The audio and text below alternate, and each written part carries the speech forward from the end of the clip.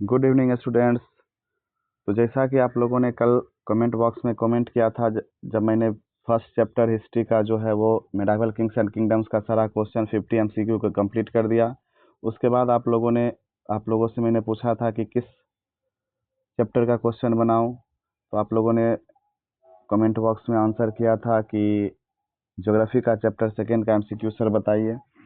तो आज हम लोग ज्योग्राफी के चैप्टर सेकेंड का कुछ बेहतरीन एमसीक्यू को देखेंगे। तो ज़्यादा टाइम वेस्ट ना करते हुए हम लोग क्वेश्चन की ओर बढ़ते हैं।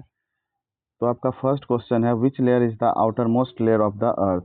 कौन सा लेयर जो होता है वो outer most layer of the अर्थ होता है, अर्थ का सबसे बाहरी परत होता है। तो जैसा कि आप लोग इस फिगर में देख रहे हैं, सबसे आगे कौन है, क्रस्ट। उसके बाद आता है सेकेंड नंबर पे mental, third is your core. तो अर्थ में कितना स्ट्रक्चर होता है, 3 स्ट्रक्चर होता है, crust, mental and core. Okay, so crust is the right answer. So option number C is your answer. Now proceed to our next question. The next question is, which is the thickest layer of the earth? जो सबसे thick layer होता है अर्थ का वो कौन सा होता है। तो हम लोग फिगर में देख रहे हैं, ये जो मेंटल है वह है 1800 माइल्स थिक है। तो मेंटल का जो थिकनेस है कितना है, 1800 माइल्स। जो कोर, आउटर कोर है उसका थिकनेस है 1400 माइल्स, और इनर कोर है उसका है 800 माइल्स। और सबसे जो थिनेस्ट लेयर होता है वो तो हम लोगों को पता ही है, क्रस्ट होता है, 3 से 5 माइल्स तक, 5 से 25 माइल्स तक है। तो हम लोग देख रहे हैं सबसे थिकेस्ट लेयर कौन सा है, तो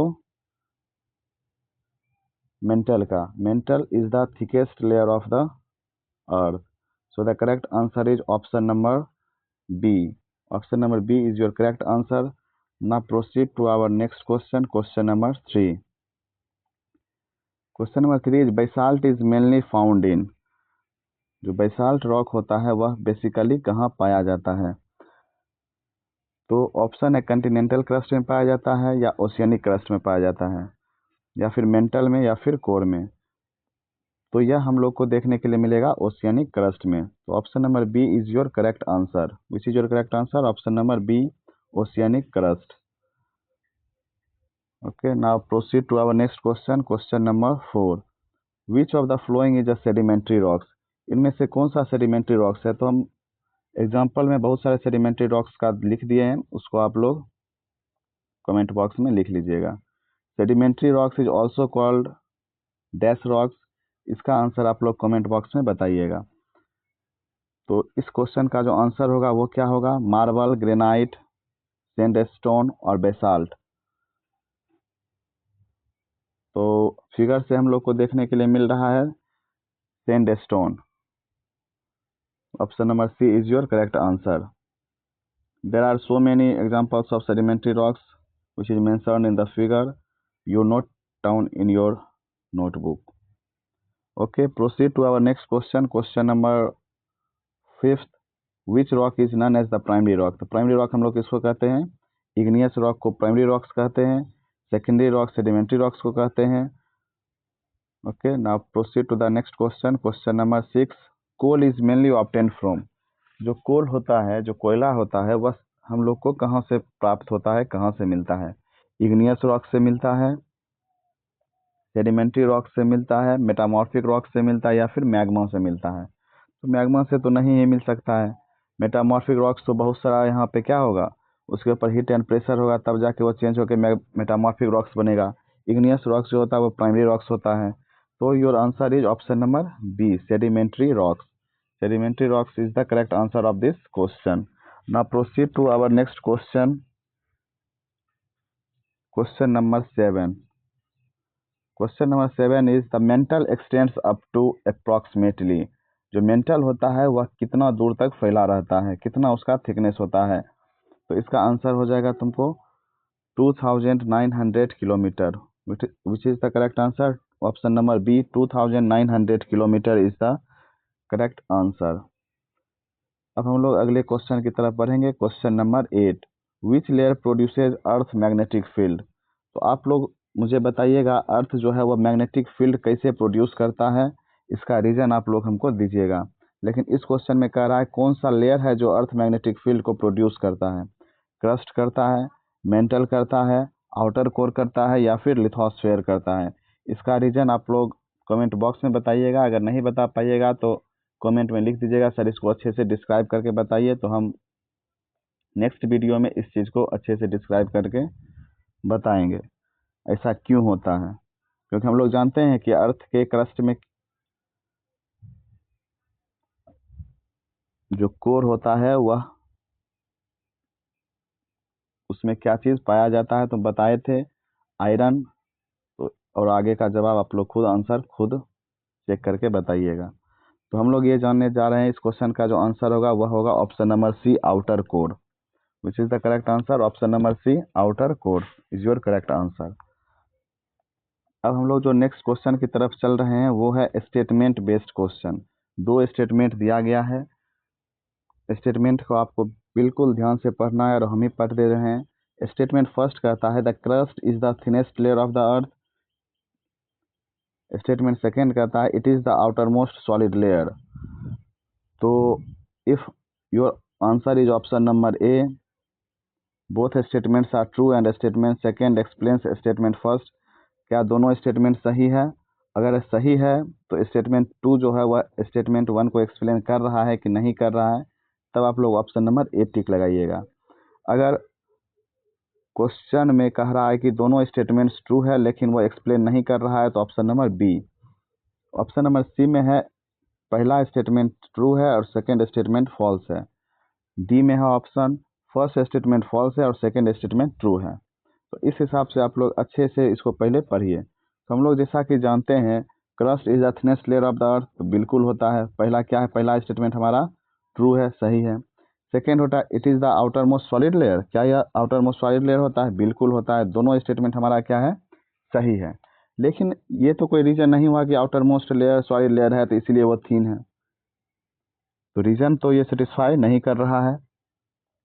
तो what is your answer? Both statement are true, option number B. But statement second does not explain statement first. जो स्टेटमेंट सेकेंड है वह स्टेटमेंट फर्स्ट को एक्सप्लेन नहीं कर रहा है, लेकिन दोनों का दोनों क्या है? सही है। तो आप लोग ऑप्शन नंबर बी को टिक करेंगे और बिल्कुल ध्यान से, बिल्कुल अटेंशन के साथ इस क्वेश्चन को आप लोग देखिएगा, स्टेटमेंट बेस्ड क्वेश्चन को। तो हम लोग बढ़ेंगे अगले क्वेश्चन की तरफ, क्वेश्चन नंबर 10। क्वेश्चन नंबर 10 में आप लोग देखिएगा, स्टेटमेंट फर्स्ट दिया गया है igneous rock are called primary rocks, जो कि बिल्कुल सही है। इग्नियस रॉक को हम लोग क्या कहते हैं? प्राइमरी रॉक्स बोलते ही हैं। स्टेटमेंट सेकंड कहता है they are formed first by cooling of magma. क्या वह मैग्मा के कूलिंग होने के कारण बनता है इग्नियस रॉक? तो बिल्कुल ये भी स्टेटमेंट सही है। और मैग्मा के कूलिंग के कारण जो बन रहा है यही जो है रीजन भी है। ठीक, तो एक्सप्लेन भी कर रहा है ये, क्योंकि मैग्मा कूल होके क्या बनाता है? सबसे फर्स्ट रॉक बनाता है, उसको हम लोग प्राइमरी रॉक्स कहते हैं, इग्नियस रॉक कहते हैं। तो दोनों स्टेटमेंट सही है और यह उसको एक्सप्लेन भी कर रहा है। अगर स्टेटमेंट सेकेंड स्टेटमेंट फर्स्ट को एक्सप्लेन कर रहा है तो your answer is option number A, both statements are true and statement second explains statement first. Okay, now proceed to our next question, question number. ये स्टेटमेंट वाली question आप लोगों को बनानी पड़ेगी। जब तक अच्छे से आप लोग स्टेटमेंट को नहीं पढ़ पाइएगा, वह एक्सप्लेन कर पा रहा है कि नहीं कर पा रहा है, ये चीज़ आप नहीं जान पाइएगा, तो स्टेटमेंट एंड नेक्स्ट जो हम लोग पढ़ेंगे असर्शन रीजन का क्वेश्चन बनना बहुत ही ज़्यादा डिफिकल्ट हो जाएगा। तो नेक्स्ट क्वेश्चन हम लोग देखते हैं, क्वेश्चन नंबर 11। इसमें कह रहा है स्टेटमेंट फर्स्ट है सेडिमेंट्री रॉक्स में कंटेन फॉसिल्स। क्या सेडिमेंट्री रॉक्स में बस इसी में फॉसिल्स होता है? ना ही इग्नियस रॉक में और ना ही मेटामॉर्फिक रॉक्स, दोनों में से किसी में फॉसिल्स नहीं होता है, लेकिन सेडिमेंट्री रॉक्स में फॉसिल्स होता है। तो पहला ऑप्शन, पहला स्टेटमेंट तुम्हारा सही है। Next is they are formed by deposition of sediments. क्या यह सेडिमेंट्स के डिपोजिशन के कारण बनता है? तो ये भी सही है। बोथ स्टेटमेंट आर ट्रू, और डिपोजिशन ऑफ सेडिमेंट्स के कारण बनता है, इसीलिए इसमें क्या पाया जाता है? फॉसिल्स भी पाया जाता है। So statement second also explains statement first. So your correct answer is both statements are true and statement second explains statement first. So option number A is your correct answer. Now proceed to our next question. Slate is formed from. जो slate होता है वह किस चीज से किससे बना हुआ होता है? Your option is granite, limestone, shale. Do you know what is shale? SHALE, shale. Shale is also called mudstone. Shale is also called mudstone. Shale is also called mudstone. और यही जो mudstone होता है इसी से क्या बना होता है? स्लेट बना होता है. That's your correct answer is option number C, slate. Slate is formed from shale. Slate is formed from shale. Now proceed to our next question. Question number 13. This is also a statement based question. First statement, marble is a metamorphic rock. क्या marble metamorphic rock है? तो बिल्कुल है. It is form from limestone. क्या यह limestone से बनता है? बिल्कुल बनता है. और लाइमस्टोन के बनने के कारण जो है यह क्या हो रहा है? चेंज होके बन रहा है. तो यह स्टेटमेंट को एक्सप्लेन भी कर रहा है.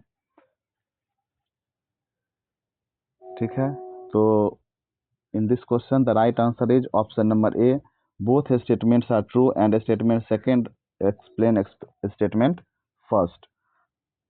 ठीक है. एक्सप्लेन कर रहा है ना इसको, क्योंकि यह क्या से बना हुआ है?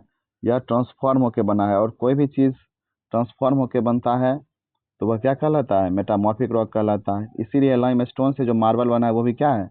मेटामॉर्फिक रॉक से. दोनों स्टेटमेंट सही है. और स्टेटमेंट सेकेंड जो स्टेटमेंट फर्स्ट को क्या कर रहा है? एक्सप्लेन कर रहा है अच्छी तरीके से. अब बढ़ेंगे हम लोग नेक्स्ट क्वेश्चन की तरफ.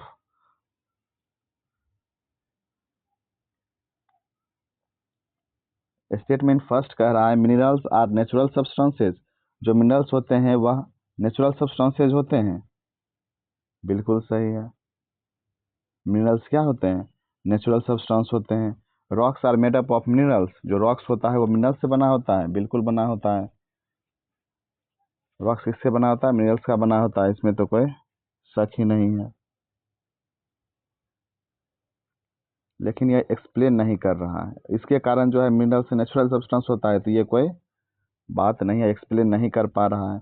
तो यह स्टेटमेंट दोनों तो सही है, लेकिन स्टेटमेंट सेकेंड जो है स्टेटमेंट फर्स्ट को एक्सप्लेन अच्छे तरीके से नहीं कर पा रहा है. So your correct answer is option number B. Both statements are true but statement second does not explain statement first. Now proceed to our next question. Question number 15. Which layer of the earth is responsible for the movement of tectonic plates? जो tectonic plates होता है उसके movement के कारण जो है क्या है? उसके मूवमेंट का कारण क्या है? कौन सा लेयर जो है अर्थ का वह रिस्पॉन्सिबल होता है टेक्टोनिक प्लेट्स के मूवमेंट के लिए? The correct answer is option number B, mental. Option number B, mental.